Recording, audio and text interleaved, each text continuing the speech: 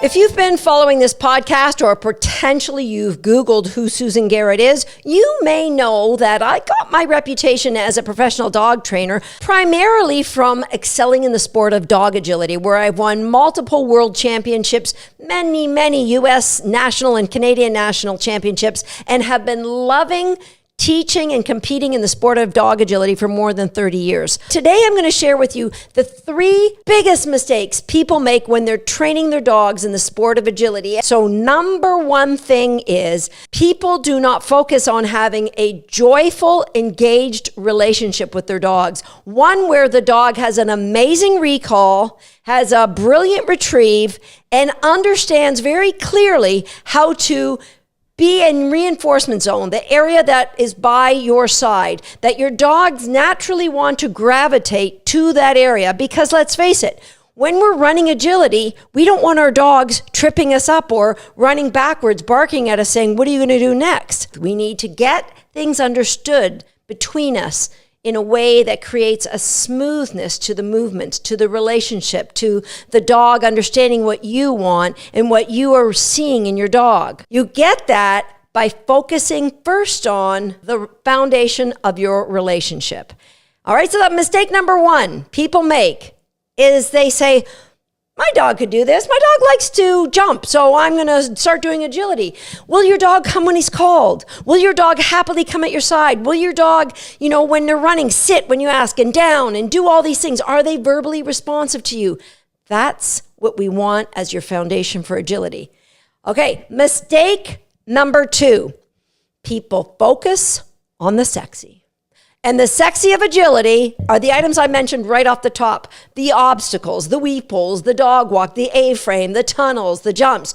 Ooh la la, I can't wait to get my dogs doing those things. Okay, you sign your kid up. I think my kid would love BMX racing. So you go to the local BMX school and you go, hey, can you teach my kid BMX racing? And they go, okay, bring him over. So you bring your 5-year-old over and they say, okay, first thing we're going to do is we're going to put you on this bike and shoot you down this ramp. And when you get airborne, you're going to kick your legs out behind you and you're going to do what's called a Superman. And then if that goes well enough, then you're going to come back here and we're going to show you how to throw the bike in the air and do a tail whip, like getting the back end of the bike all underneath you. And the little kid goes, well, I don't know how to ride a bike. Well, the same thing's true in agility. We got to get the fundamentals, guys.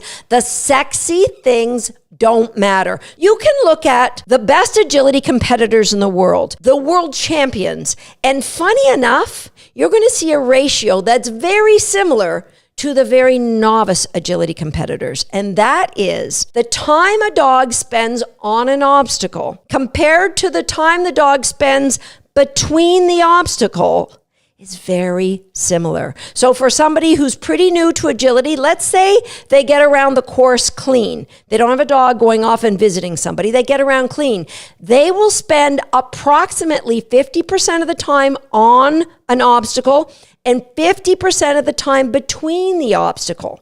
And at the world championship level, that might be like 45, 55, but it's really close to 55%.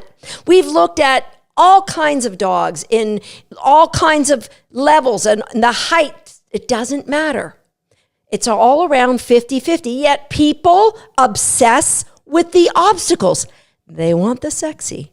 And they don't even bother teaching, how do we get the dog to move between one and the other without looking at you and barking? We teach these things and then we just tell them the names and start running, don't we? To quote John Pinette, oh, nay, nay. So don't get wrapped up in the sexy. Get wrapped up in the understanding, what we call the flat work. And if you're going to somebody who says they're going to teach you agility, and within the first 8 to 10 to 12 weeks, like 3 months, they say, oh, we're going to get on this equipment. No, you're going to the wrong school. And if you're teaching a school and you think, well, people aren't going to come to me if I don't tell them they can get on all the obstacles, or maybe it's just baby obstacles, or Susan, my students don't want to win world championships. Well, it's not about winning. It's about keeping the dog safe. It's about maximizing the fun that the dog and the handler has. And yes, it's about maximizing the success. Because if somebody's investing their time with you and they get 10% success, and if they had invested their time, say, with me and would have got 90% success, then you're letting them down. Safety first. Then we want them to have fun. And then we want them to maximize success. And all of that can happen if you don't focus on the sexy. You've got to get the relationship first, and then you get the flat work. Okay, the number 3 mistake that people make, and this is true in every walk of life, no matter what people are doing to train their dog, they do not receive the feedback the dog is giving them. They say training is about me spewing all this information to you. And it's not just true of dogs. It's true of educators, of anybody who is coaching you. They should be learning from you while they're teaching you. You should be learning from your dog. Your dog is going to communicate so clearly how well you're doing with your training. Or you can just say, well, I'm just doing what I've been taught to do. So your dog is going to give you such clear cues, feedback as to how well your instructor has been teaching you. Maybe what you're learning is not what you're going to be needing. So in agility, we have handling systems, things that people rely on to get their dogs around a course. In agility, you've got to think of agility like a dance. So you are the lead as the handler, and you are guiding your dog to the correct path. And I just said the big giveaway to agility success is how we do things differently in our program. Our handling system is called Handling 360, and we rely on paths. So you notice I did a dotted lines here. So every X is a stride for the dog. So they get out of their sit, they take 1 stride, 2 stride, leave their feet, land, and then they put in another stride, leave their feet, land, they put in another stride, and then they're going to be going into the tunnel. Okay? So what we do that is different than anybody else on the planet now, we've been doing this way for 14 years, and there's more and more people who are now joining us. We don't teach our students to cue obstacle names as much as a path. So the path that leads the dog up to and tells the dog where they're going next. So obstacle number 2 in our system, it would be a cue that would tell the dog, we're not making any soft turns. We're not going off to this jump here. We would be going, our dogs would know back here that when they went over that jump, that they would be going straight.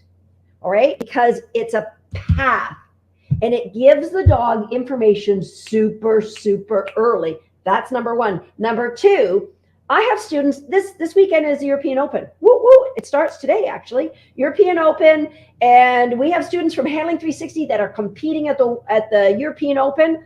We also have students in Handling 360 that their venue is AKC.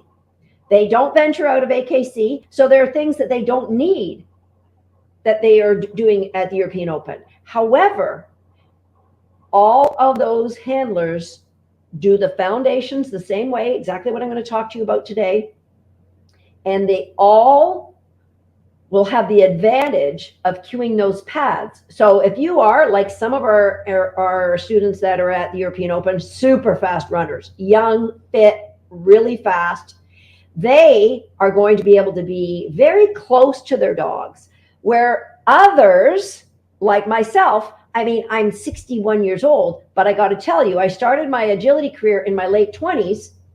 I wasn't faster than any of my dogs back then. And here I am, 30 some odd years later, I'm definitely not faster than any of my agility dogs now. And so if you're a handler like me, you rely on the dog understanding the path. So let's get back to this example. If I just said to my dog this obstacle name, and it's called a jump, and when I tell you to do this jump, then sometimes we might be turning, sometimes we might be going straight, sometimes we might be coming back this way. A jump has one meaning. And so if I'm way back here and I say jump, my dog's going to go, well, there's a tunnel here. That's probably what we're doing next. But what if we were doing this? What if that was our obstacle number 3, the backside? We need a cue that would then say, we're not moving straight after this obstacle. We're veering off in the direction of the handler. Do you guys see what I mean by a path? Therefore, it's super important. Many people will tell you, say tunnel back in C and D. But we will not do that. We will give a cue that tells the dog what path they're taking. And when they land at E, we will then say, now we're taking this obstacle. But guess what? The tunnel has many names too. If I say tunnel, it means go straight after.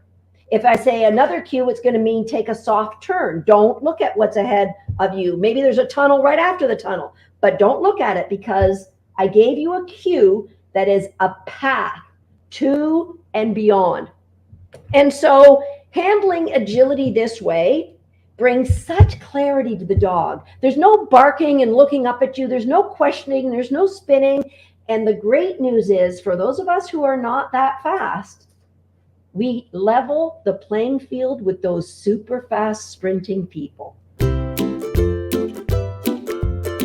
And if you want to maximize your fun, then you're going to maximize your confidence and your dog's confidence. And the way to maximize your confidence and your dog's confidence is to realize there's 4 areas that you need to be exposed to. Be exposed to and ideally be brilliant at. And so handling could start just by your dog following you on the flat, right? That could be what I'm just going to do. I'm going to put the camera on here. I'm going to change the camera. I'll do a little, get my dog up. Okay. Chelsea, can you work this camera for me, please? So I'm going to come out here. And you can just make sure that, there we go. Thissy, come here. Got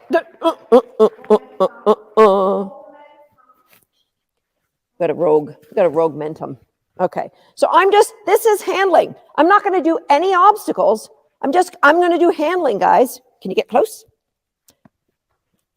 So this is handling. My dog is following my body. If I want to turn left, if I want my dog to go turn tight, that's the dog following my body. That's handling. That's what handling is. Thank you. Okay, can you help it? Dissy, you can help it up there? Good.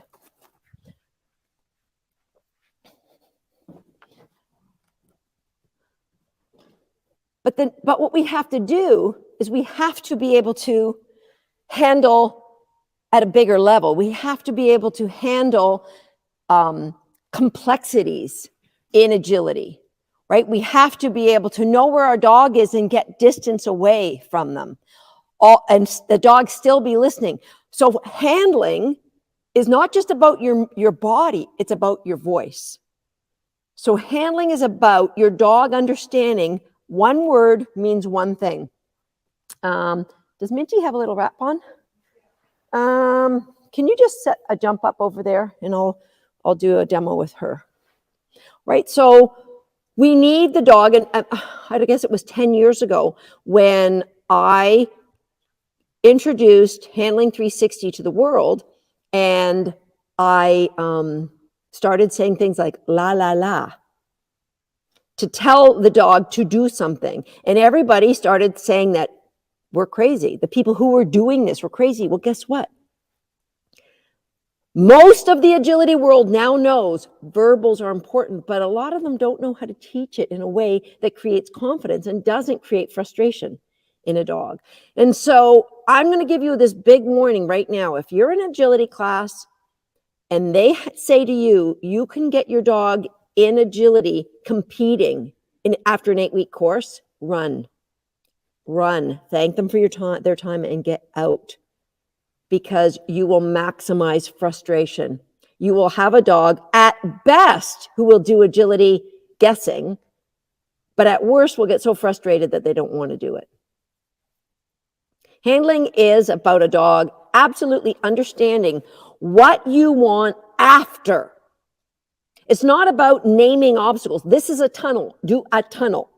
It's about telling the dog what I want after the tunnel. I'll just do a couple little things with a jump with momentum. And so I'm just going to make this faster. I'll just use treats with Minty. Okay. So, got to change my camera. Change my camera so you guys get to see this. Okay, so that's what we're looking at. Men? Okay, so I'll get one toy. One toy. Come here, Moo. Can you get that? We got to get that lower because we haven't done much of a warm-up, so don't. She did just go for a little walk, though. Okay, come here, Moo.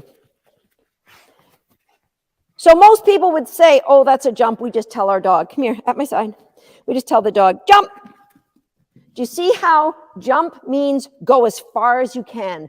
Go out and take what you see next. She was about to take that, actually probably going to take the seesaw, truthfully. Thank you. Out. Thank you. All right. But you don't always want your dog to jump. Sometimes you might want them to go, right. So that is, I need you to turn nice and tight to the right. Or loop, loop, loop, loop, loop, loop, loop, loop. I need you to turn nice and tight to the left. Or I need you to go to the backside towards me. Or la la la la la la la la. I need you to go to the backside away from me. These are just a few little cues that our dog, look at the dog's confidence. When you're running an agility course and your dog knows with that much confidence, oh, I jump and I go take what's ahead of me. Oh, I slow down and I turn super tight. Oh, I cut in and I do the backside. That is a dog that can have confidence, and you guys start to come together as a team. That's what handling is about. It's about your voice and it's about your motions. This is tough. I know it's hard, but never compare yourself or your dog to others. Always keep your objectivity where your dog and yourself are concerned. Never look and judge your dog or yourself, because that's when you're going to miss things. If I had said, oh, this just isn't going to be a great agility dog. She hates to fail. She's sensitive. She doesn't have the drive for the sport. She doesn't really care for anything except chasing her mother. I wouldn't have kept looking for reasons why she was struggling. And when I found nutrition, it was like I had a new dog. So you need to not compare yourself to other handlers, not compare your dog to other dogs, but look at what you've got and keep going through the check boxes of what is it that I maybe missed so far that I could get better? What can I focus on? And you might be just focusing on one thing a month. I recognize you all have busy lives. Just work on improving one thing a month, but you want to be what I like to call a lifelong learner. You want to be a sponge to constantly be moving towards a different place than you are now. But that different place should not be in comparison to somebody else, because then here's what I've observed. People leave the sport because it's an unfair comparison. If you look at where you were a year or 5 years ago in the sport of agility and look at where you are now and go, wow, I'm not the same handler at all. That is going to keep you motivated to keep improving. But when you look at where you are compared to maybe where somebody else is that started with you, they may be on world teams already and you're not, but you want to be. That could be frustrating.